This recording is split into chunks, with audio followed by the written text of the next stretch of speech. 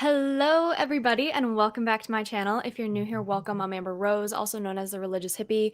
You can basically follow me on any social media platform, or you can go straight to my website at thereligioushippie.com.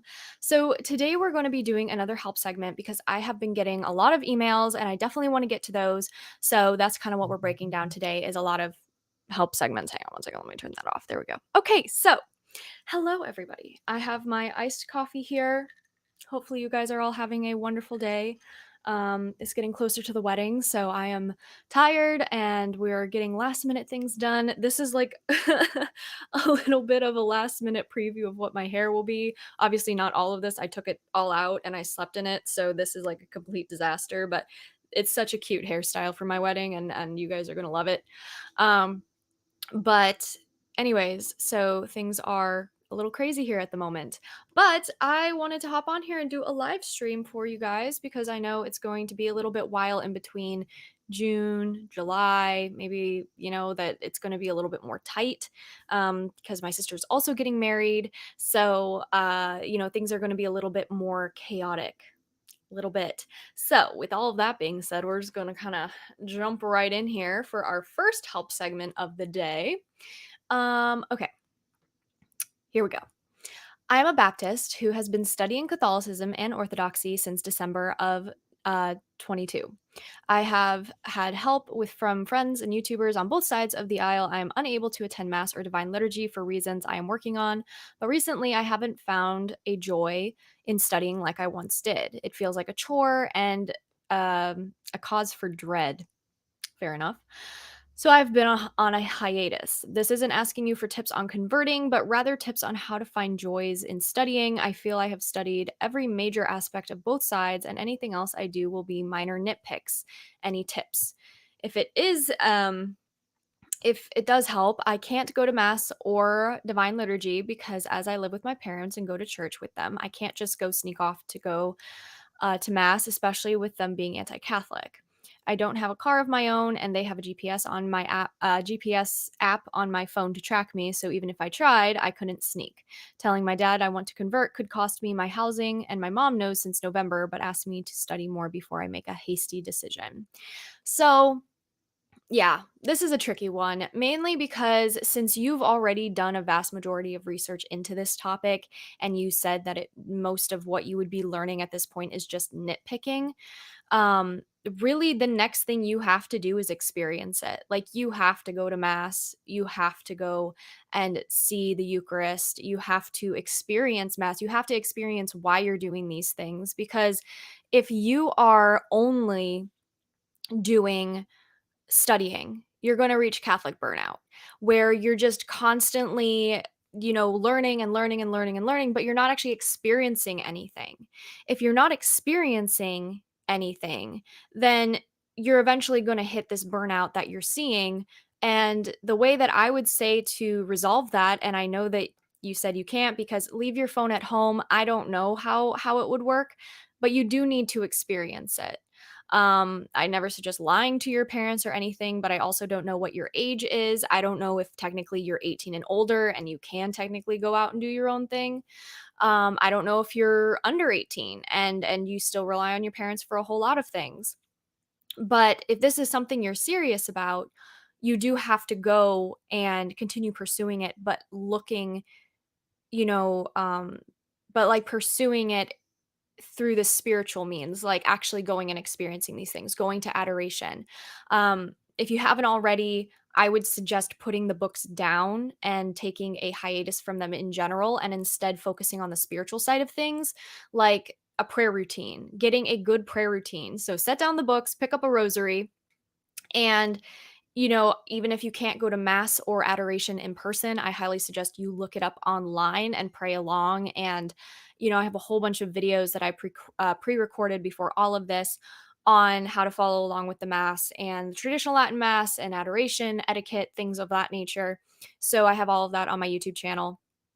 But I would say that at this point, it's going to be really important for you to put down the books and to really start picking up your spiritual side of things.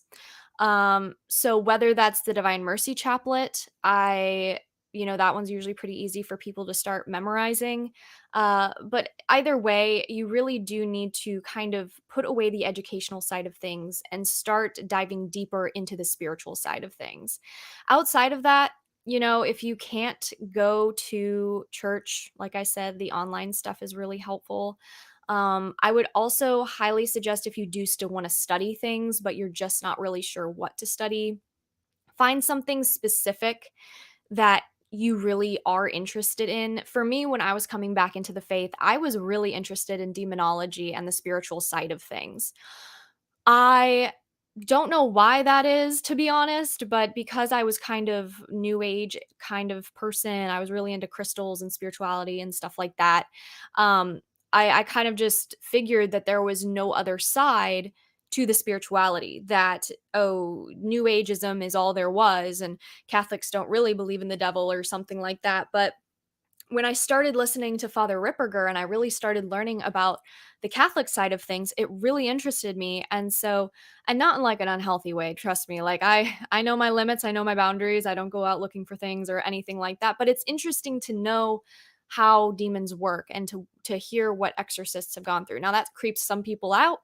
Other people, they're like okay with it. They don't really care, but for me, it was really interesting because I lived in a haunted house for a while, and well, not a while, 10 years. And so being able to understand then, um, why demons infest houses and people and all this stuff, it was really helpful for me to kind of then understand, oh no, there is protection out there. Like there's a reason this happens, it's not for just any reason, unless you're like really, really holy and everything, and God's using it to uh it basically purify you, but also the people around you for saving souls, etc. That's happened too before. But I would definitely say find something that you're interested in studying. This could be anything, really. It could be Marian apparitions, it could be the roots of the Eucharist, it could be um, uh, oh my gosh, there's just so much stuff out there. And I would narrow it down to maybe two or three people if you're watching or listening to YouTube videos, or podcasts, that type of thing. I would just narrow it down to two or three people, organizations type thing, because otherwise you kind of get overwhelmed with the amount of information out there. And a lot of people tend to change or not change, but you might get a little confused if you're taking in too much information from too many sources. And I was definitely there for a very long time where I was taking in too much information, too many sources. I got burnt out because I felt like I was being pulled in a bunch of different directions. And at the end of the day, you really just have to go to the roots of what the Catholic Church believes, and look that up in the catechism, because people can be wrong about things. I say this to you guys all the time: make sure you do your own research, because you never know. I could be wrong about something even though it's never intentional, but it's never intentional, and I'm usually pretty good about not talking about things that I don't have any experience in. But if you want to start a good prayer routine, highly, highly suggest morning offering in the morning, Divine Mercy Chaplet or Rosary in the afternoon sometime. You can even fit this in the morning as well. And then obviously keeping God at the forefront of your day, through prayer. If you stub your toe, offer it up. If you're cutting up, making lunch or something, say grace before eating lunch. And then in the evening, do an examination of conscience. I didn't link it in the description, but I will after this live stream is over. There's a really, really good one that I highly suggest people do before confession. But since you're not a Catholic yet or anything like that, I think it's really good to just do the basic examination of conscience until you decide whether or not you're converting. So those would be my suggestions. And if you're really facing ridicule from your parents, I mean, again, I don't know your age, but I definitely think it's really important for men to be independent. And in this economy, it's really hard. But I do think men need a little bit of push to be more independent and to really kind of break away from their parents in some ways. Not disrespectfully, of course, but you want to be able to be self sufficient. And I feel like if you're 18 or older, you should be able to be somewhat self sufficient. I don't mean like, you know, moving out completely or this or that, but you should have a job and you should have certain things that would make it easier for you to move out and have a living situation if your parents did kick you out. Because honestly, God's worth it. I know it's kind of hard and difficult to see that in the moment, but in hindsight, God takes care of his faithful, and if this is something you're serious about, God will see it through. He will call you to him in his one true church, which is the Catholic Church. So, hopefully that helps. Again, if you're younger and you still rely on your parents a whole lot, I would say, just keep that door open for conversation with your mom since she seems to be a little bit more receptive than your dad. And if your dad's willing to kick you out over that, um, I don't know. That's kind of hard to tell because I don't know any of your parents personally. So, a lot of times parents are just shocked and they just need some time to process it, but hopefully it does work out. So definitely keep me updated, and hopefully you don't get kicked out of your house. That would really suck. Um, I have my little iced coffee over here. It rained for like 5 seconds and then it stopped. So now everything is like super humid. As you can tell by my braid. Okay, our next help question slash thing is, God bless. I am in a 6-month relationship and I'm having some doubts. We are both Catholic, but he is less educated in the faith. How can I get him interested in learning more about our faith? He loves being Catholic but doesn't like to go out of his way to learn. So, yeah, I think this is a very common thing where people, not necessarily lukewarm, but they just don't have any interest in diving deeper into their faith. That's kind of normal. And unfortunately, you can't make anybody become interested or want to learn more about the faith. It's kind of just something that they have to do for themselves, that they have to want to do. If you kind of if you try to push them to do it, they're less likely to want to actually keep up with it. They might form resentment towards you if they feel like you're pushing and nagging and constantly asking them to. Again, I don't have the whole situation. This is very little to go off of for me, so I have to make some assumptions. But yeah, you definitely can't force somebody to be interested in the faith or to be educated more about the faith. And I learned about that with past relationships, and let me just say there is a reason I am getting married to a very Catholic and devoted man, because those relationships did not work out. Because I mean, again, I think it's really hard when the man is mainly Catholic and when the woman's mainly Catholic and the man isn't as strong in his faith, because usually the man really sets the standard for how the faith is perceived in his family or in his relationship. And if he's not interested, he's not engaged with it, eventually, usually, not all the time, but usually the woman also falls away from her faith or eventually becomes more lukewarm because that's the I guess the experience that she like I don't know how to that's the example that he's setting. So if she's constantly fighting him, eventually women get tired. I mean, we do, really. Not all of us, but some of us do. And that's why I say dating in the faith is so important. But then what happens when you are dating in the faith and they're kind of lukewarm? I mean, from what you say, it does seem like he loves his Catholic faith, and he just doesn't have an intention of diving any deeper into his faith. Some are very comfortable in their faith and they don't really feel the need to have to go deeper. Um, they just kind of feel like, oh, I can just sit on the surface and just kind of float and ride it out. But that's really not what our faith is all about.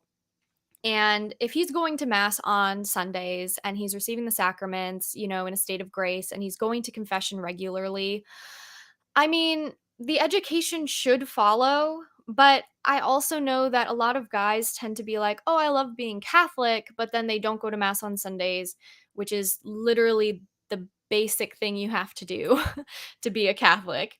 They don't go to confession, they don't receive sacraments. Um, and so if he's not doing that, then he's not receiving the graces from those things, and that's going to make it really hard to stay in this type of relationship. And I want to just kind of say it right now, you are not responsible as a girlfriend to educate your boyfriend in the faith. Actually, that should be his job, technically. I'm just going to say that because it's true. It is the man's job. And I mean, I learned so much from Max every single day. He's constantly telling me about his latest paper or something he's working on. And even if I don't completely understand it, he does take the time to kind of explain it in my terms so that I can understand it. And I learned so much from him. And it's just kind of this nice cycle of I do things and I tell him about them, and then he learns things and tells me about them. It's just really nice dynamic that we have. But you are not responsible as a girlfriend to teach him or engage him in the faith. Just by your example and by kind of getting him into conversations about the faith that should inspire um him to want to learn more about the faith. And if that's not happening, then it's clear he doesn't really have any intention of learning more about the faith. And then you have to decide, right? Is that a deal breaker for you? Do you need a man who is strong in his faith, educated in his faith? Because again, I'm not sure how uneducated he is. Some people are really poorly catechized. Some people are, they know the basics. They understand that, like, abortion's bad. They understand, same-sex marriage isn't okay. They understand those things. Other times they don't even know that stuff, and that can be a big problem. So it depends also on his level of being uncatechized. And then after that, you just have to decide, is this something that I can deal with? Is this something that I am willing to put the time and effort into? Or is this a deal breaker for me? Because you guys are just dating right now. There's really no commitment. It's only been 6 months. I don't know at this point how long it's been, but this is the time to really decide, okay, is this something that I can tolerate, or is this something that I just can't do at all? And I need to find a man who is strong in his faith, who can lead me, lead our future children, get married to, etc. And again, he needs to have to do it for himself and for God. He can't do it for you because it's never going to stick. I knew tons of guys who said, "Oh, I'm going to get like deeper in my faith because, you inspire me so much and I want to be that person for you and da da da." And then literally a month or two, sometimes even a week later, everything fell apart because they were doing it for the wrong reasons. They were doing it for me. And I would tell them that. I'd say, you have to do this for yourself because you want this, not because you're afraid I'm going to leave this relationship or something like that, because it's never going to stick anyways. And then what would happen? Well, they would pretend that they were doing it for me to keep me around. And then I broke off the relationship because clearly it was not true. And that's something you're going to learn a lot. So just keep that in mind as well. But I definitely think you have to have a hard conversation with him about this and talk about how much it affects you and how you would love for him to be more educated in the faith, but you specifically need a man, if this is true, that you need a man who is educated in his faith, wants to learn more, is inspired, etc. Because you do need that when you get married. It's so important for you to have a man who knows his faith, is strong in it, can make decisions based off of his faith and not based off of feelings or emotions or other means. And that's a blessing that I have really found with Max, for real, is that he always, goes to Our Lady for anything really. If he needs something or he's not sure about a decision, of course he consults me, but most of the time he goes to Our Lady first and is just like, hey, which decision should we do? And then we pray about it as well. But that has been so beneficial in our relationship. So if you're not getting that, and not all relationships are going to be perfect, you are going to have to work on them. Um, but if you don't have someone who's already strong in the faith, it's going to make things a lot more difficult. So just keep that in mind. But hopefully that helps, and keep me updated. Hopefully things kind of, pan out here. Okay, our last one today is, hi, Amber. I'm a man from Europe. I love your channel and content. Thank you. Recently, I started a relationship with a fellow Catholic woman. We're both practicing. It's my first relationship of the kind, already the best one of my life. Aw. There is, however, one thing. She has some habits that aren't really Christian, and I would love to point them out to her. It's no mortal sin or whatever. It's about road rage and cussing here or there. For cultural reference, they're both widely normalized in my country. Still, I would like to talk to her about that, but I'm not really sure how to do it in a loving and healthy way. I feel that since we just started dating, there might be a chance that my talking might be received as holier than thou talk, which is the polar opposite of my goal. Also, because not that I'm 100% perfect about that, but I feel there's a significant difference here between us. Do you have some advice on this? I do care about her and really want to help her. Yeah, so honestly, I feel like at this point, cursing is just something that is so normalized that people, if you don't curse, people are like, "What are you, a prude? Like, you don't curse?" Like, sorry, I had to wipe my napkin on my thing because it started condensation. Like, no, I just have taste and I have other words that aren't crude that I can fill in with the blank. So, here's the thing. We already know that a cursing is the opposite of a blessing, right? And especially if you're cursing at people, that is not good. And that is definitely something we should confess. And I have to assume that because it's so widely normalized, she's just never really thought about it. And I think if you were to bring it up to her and just be like, hey, um, you know what? It's always really hard too because I never know the circumstances of these situations. So I never know the person you're dating. So please take my advice with a grain of salt.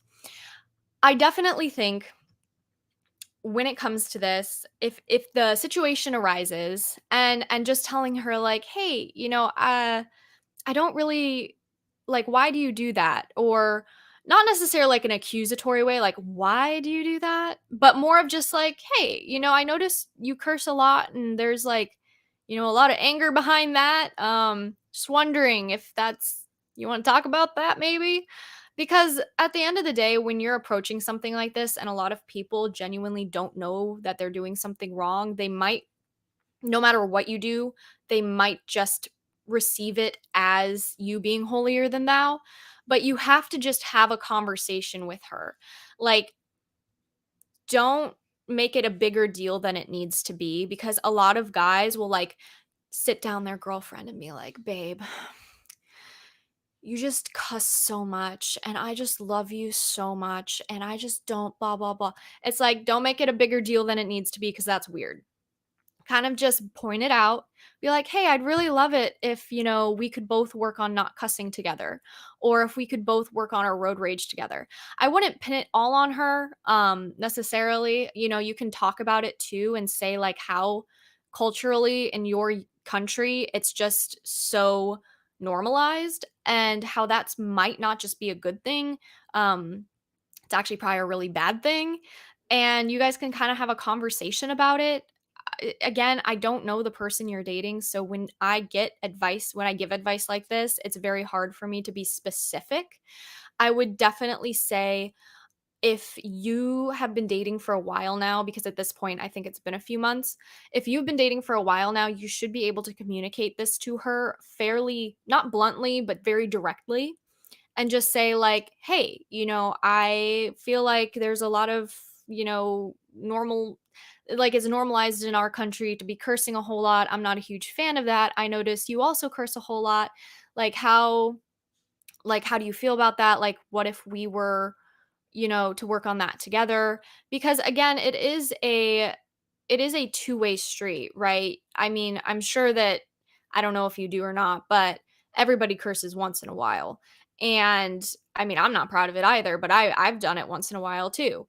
And it's never usually F bombs or anything like that, of course. But, are you also setting a good example for her to follow, as the man? That's just something to think about as well. And there was another point in here I wanted to make. Do, do, do, do, do, do, do. I'd say that no matter how you approach it, you said you wanted to do it in a loving and healthy way. Part of that also comes from how she's going to receive it. So, communication is key. You hear it all the time in relationships, but it's true. Okay. And sometimes when you're in a relationship like this and you point out a flaw in another, it touches a wound in them and then they might lash out. I was very grateful with Max, where any disagreements we've had where our wounds have touched, we've been able to communicate and talk through them, and they've never been hurtful and we've never attacked each other. It's always been about the outside, like what happened and how can we work on this as a couple. And so it's important to be able to communicate. And if you are really serious about this relationship and it's a great one and everything, and she's really serious too, because again, it's a two-way street, you guys should be able to communicate and you guys should be able to work on this. Um, but if she doesn't receive it well, there's something you have to look at as well. Is a woman who can't receive constructive criticism somebody who you want to be in marriage with? That's something to think about too. And this is just for everybody. This isn't even just based off of this. This is just everybody needs to think about this, men and women alike. If your partner, your significant other, cannot take criticism and instead starts gaslighting you or gets really emotional, starts getting super angry at you, not a lot of the times it's because of a past wound, but it's also not mature, right? And a lot of the times those relationships end up being very turbulent and they don't end very well. So you guys have to get marriage counseling, etc. And if you really love each other and you're willing to work on it and things happen, like they're going to get upset at you, but you are prepared for that, they're prepared for it, and you can work on it together, that's completely different. But unfortunately, there's a lot of relationships out there where couples get into these relationships and the wife is used to this feminist idea of she gets whatever she wants. She doesn't really have to sacrifice. The man has to make her like the princess, but she doesn't really have to be worthy of being a princess. You know what I mean? Like there's that type of thing. And so then when they get into marriage and realize that marriage is all about sacrifice, they suddenly don't want it anymore. And it's really unfortunate that they don't want to sacrifice for the man that they say they love. And instead, they want everything just kind of given to them. I don't think that this is every situation, but I have definitely seen it a lot in not my generation. I think it's the older generation a little bit more, maybe Gen X, millennial area. I've seen it a lot more. And it's really sad to see, that these women buy into this feminist movement and they get lied to, and then they find out that they're miserable in marriage because it's not perfect and they're not getting every single thing they want. And so it's just something that I've noticed. And so that's something you have to think about. Is she a very emotionally turbulent person to the point where you actually can't have good communication with her?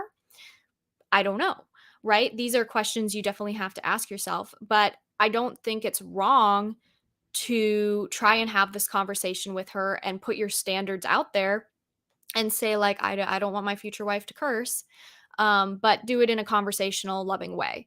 And again, I can't tell you what to do word for word because people aren't robots, so everybody reacts differently. And I could use a word that's considered a trigger word to them that you might know of, and it's like, well, not smart to use that word.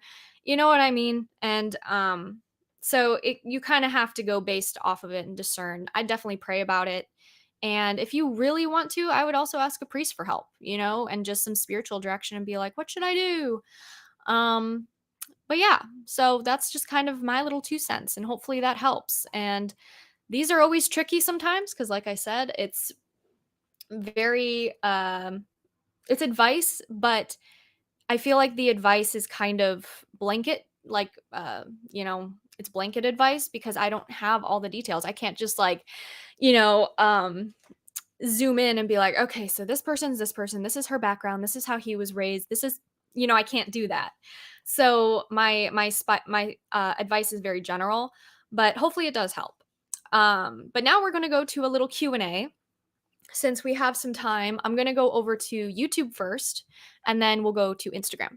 So first, we're going to go to YouTube. So if you guys have any questions, go ahead and send them in. I can't get to all of them, but I will get to as many as possible. Whew. It's been a long day, guys. I picked up my dress for my best friend's wedding in September and I got sushi. Okay, I don't know why, but I hated sushi for the longest time and now I'm obsessed with it. I don't know why. It's just all of a sudden, it's just all I want is sushi. I don't understand that. I used to hate it. And then one day I went and I was like, huh, I kind of have a taste for sushi. Then I went and got sushi and now I'm like, all I want is sushi. I got sushi from this one place though today and it's not great. Anyway, How many novenas are normally done in 1 month? Usually just one. Usually people do one novena a month because depending on which one you want specifically, people have done two if there's two specific novenas in 1 month that they want to do. But for the most part, I am almost positive that they do one novena a month. That's the most common. Oh, thank you so much. I really appreciate it. Jacinta said that my makeup looks really good today. I appreciate it. I'm testing out some makeup for the wedding. So I got color matched today and I am testing it out. So I appreciate it. I'm working on that. Um, but yeah, so it's just been kind of crazy. Crazy couple days. Also, there's a lag, so I apologize if you guys are sending in questions and they're just not coming through because that does happen. What's my favorite color? My favorite color is yellow. Okay, we're gonna go over to Instagram now. Why are you so cool, sis? I don't know. Probably because I am drinking an iced coffee, and that is also quite cold. So delicious. We have Quinn asking for prayers for his wife. Absolutely. 100%. We will definitely keep her in our prayers. Yeah. Doo-doo-doo. I gave my rosary to my ex. I've been praying for her nonstop. Will she convert to Catholic? You know what? Obviously, God wants everyone to be saved and he wants everyone to be Catholic. But it's all in God's timing and definitely continue praying for her. You know, those prayers are definitely helping. But will you see her become Catholic in your lifetime? I'm not sure. I'm not God, I can't say. But the prayers and any sacrifices you're making on her behalf are so important. So definitely keep that up. Let's see here. Have I been questioned by a priest during confession? Yes. Not like interrogated, but he did ask some clarifying questions, which they are supposed to do, specifically. So if, for example, let's say you confess the sin of gossiping or something, they might ask, well, how many times, or were you intentional about that? It kind of just gives them a better idea of what kind of penance to give you and like what you need for spiritual like direction in confession. So yes, I have been questioned before, and I've known a few priests who do it. Others don't. Just depends on how long the confession line is, to be honest. So yeah, definitely been there. What are your thoughts on the prayer rope? I I don't really have any thoughts on it, to be honest. Like I said, if I'm not too knowledgeable about something, I'm not really going to talk about it. I've heard about it quite a lot. I know I have some friends who pray it, and I think it's beautiful. But I don't have a lot of information on it. So for me myself, I can't really talk about it all that much because I just don't have the info. Um, do you think one needs to be engaging in 30 minutes of personal prayer to God every day, aka talking to Jesus in your own words alone? Um, no, not just personal prayer. It could be a mix of prayers. It could be your morning offering. It could be the rosary. It could be, impersonal prayer where it's just, or yeah, it could be personal prayer where you are just talking to God. But it doesn't have to be 30 minutes of just that. I would highly suggest doing at least 15 minutes of meditative prayer. Gabby from Gabby After Hours, Gabriel, he's fantastic. And we did a live stream together not too long ago, actually. I think it was a few months ago on meditative prayer. And it's so, so important. So I can put that in the description below after this live stream. But that was phenomenal. And he kind of goes into the best way to start meditating and the steps you can take to get really good at meditating. So I highly suggest meditative prayer, specifically Catholic meditative prayer, because I know that there's other types out there. I'm not talking about Buddhism or any of that other stuff. I'm talking about Catholic meditative prayer, and the Rosary is a meditative prayer. So I would definitely suggest doing 15 minutes of meditative prayer and then 15 minutes of another type of prayer, whether that is personal prayer or it's, uh, an Our Father, something. But I think 30 minutes of prayer is really good. I think that should be the minimum we pray every day. If you can do more, I highly suggest doing more. And a tip that Gabby gave me, and all of you guys actually, when we were doing that episode, was Gabriel said to, when you do the rosary and you do the Apostles' Creed, the Our Father, and the three Hail Marys in the beginning, um, and then you go around, the decades, and then you do the, you know, the ending prayers. Instead of doing that every single time you pray the rosary, just say them once in the morning when you do your first rosary. And then throughout the day, just keep going in a circle. Just keep going with the Hail Marys and Our Fathers until the end of the day. When you finish, praying all of your rosaries, you're not going to pray anymore. And then you do the ending prayers to the rosary so that you don't kind of get thrown off of the groove. Because once you get into the repetition and the meditativeness of it, you can focus a lot better as opposed to getting interrupted and having to do the ending prayers and then starting over. So he's definitely made that point a few times, and it has helped me tremendously when praying the rosary. I've prayed so many rosaries in one day, it's not even funny because of this tip. So I highly suggest everyone else do it too. um what do you want to name your kids? So Max and I have talked about boy names. Oh, wait, no, yeah, we've talked about girl names too. So if it was a girl, we would like to name her Sabine.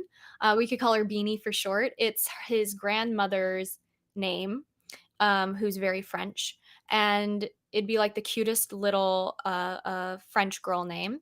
And then for a boy, it potentially Casimir. It's a Polish name, and I'm Polish, so we definitely wanted to incorporate that in there as well. And Saint Casimir is, he's not really well known, but in the Polish society he is. So, you know, definitely think that those two names would be really, really cute. But of course, we're not set on them. Oh, the girl name I'm a little set on. I'm not gonna lie, but the boy name, and everything, we're still kind of figuring it out. It also depends on the kid, but those are our two favorite names at the moment. But yeah, we'll see. We'll see. Let's see here. Okay. Do do do. Let's go to Instagram. Sorry guys, I got to jump back and forth, but do, do, do, do, do, do, do, do, do. I'm in a honeymoon phase of coming back into the Catholic faith. You are a great source of inspiration for women besides Gabby and Pints with Aquinas. Are there male accounts you would recommend? Yes. So, okay, I'm going to have to pull them up here because I am not going to remember them. First and foremost, follow Keith Nestor. You guys don't know who Keith Nestor is. Oh my goodness, you're living under a rock. You need to follow him. He is fantastic. He has helped me in so many ways. We're really good friends. He's just the sweetest. And he does the Rosary Crew on YouTube where they pray the rosary every single day. He's never missed a day, and it's been like 2 or 3 years. I don't know. Keith would have to correct me on that. So Keith Nestor's on YouTube. He's also on Instagram. Highly, highly suggest him. I have my little list here. Obviously, Ascension Presents, like that one's pretty, Father Mike Schmitz, that one's pretty obvious. Sorry, I'm getting like, my throat's getting sore because of the allergies. Okay, so Father Mike Schmitz from Ascension Presents. Catholic Answers is really good too. Trent Horn, who's a good friend of mine too. You guys should follow him. You guys can follow. There are so many. Catholic Truth is really good too. Brian, he's very knowledgeable about that stuff. You guys could follow. Who else? Hang on, let me think. Okay. Oh, Father David Michael Moses. Okay, you got that? Father David Michael Moses. I had him on a podcast not too long ago, and he is phenomenal. He is so fun. He's a young priest, and he just really inspires the young people to love the faith more and to have a deeper devotion to Jesus. And I highly, highly suggest you guys follow him on YouTube. He is so fun. Let's see. Some people are putting some suggestions over here. Brian Holdsworth. I am not as familiar with Brian Holdsworth, but I do know he exists, so highly suggest him. We also have, let me see here. I'm trying to find the guys because I have a lot of girls. Oh yeah, Grassroots Catholic. You guys can follow him. He's really good too. Also, he's really funny. How to Be Christian, if you guys don't know, but he's really, really funny too. He does a lot of debunking videos on the faith. And if you guys really, really are looking for like a comedic twist on the faith, you guys have to follow How to Be Christian.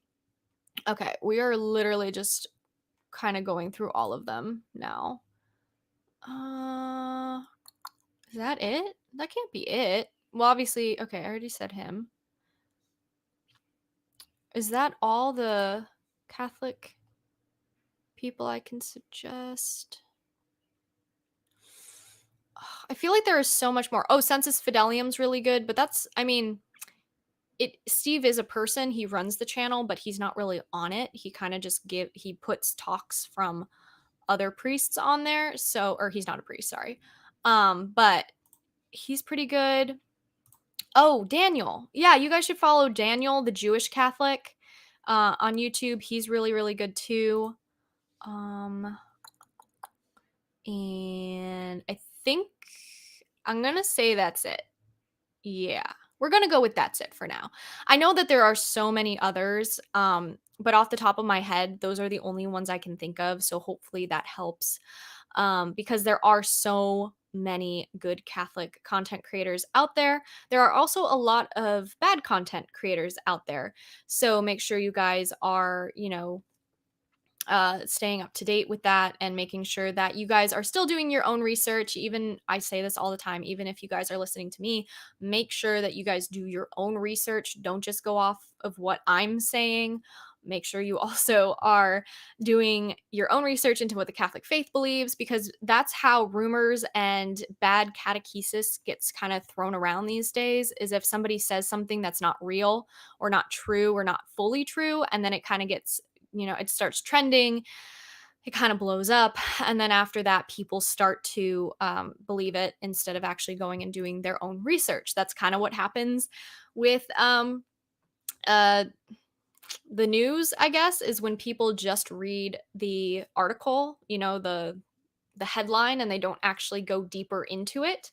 And so that's a big issue as well. So definitely just stay on top of that, and and just make sure you guys are doing your own due diligence, because that's the most important thing you guys can do. So, with all that being said, guys, I'm sorry I can't stay any longer, but I hope you guys have a great rest of your day, and I will definitely talk to you guys next time. Bye, guys.